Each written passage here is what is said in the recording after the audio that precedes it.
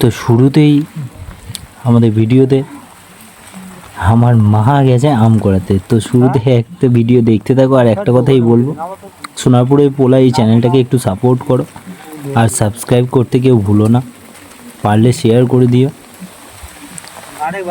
তো আম কুড়াতে আমি যাবো না বলেছিলাম, কিন্তু আমার মাকে দেখো, আমার মা আম কুড়াতে চলে গেছে, আবার একটা বালতি নিয়ে। আমি শুধু ছাতা নিয়ে গেছিলাম, কিন্তু মা ছাতা মানেনি, যেহেতু উনি গ্রামের মেয়ে সেহেতু ছাতা নিয়ে যেখানে পারছে আম নিয়ে নিচ্ছে।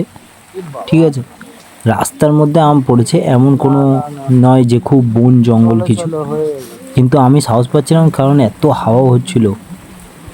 আর সে কি বলবো, মানে রাস্তাঘাটে তো মানুষ নেই, পুরো অন্ধকার, আর আমার মা কোনো ভয়ই নেই, মানে প্রাউড অফ হিম।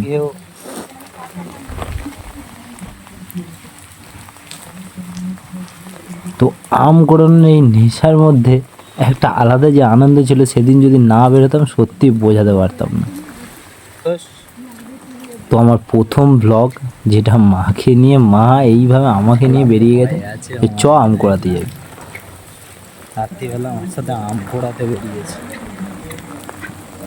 আর আমাদের বাড়িতে থাকে দুটো মানে ভুলু, একটা কালু আর একটা কালুর ছেলে ভালু।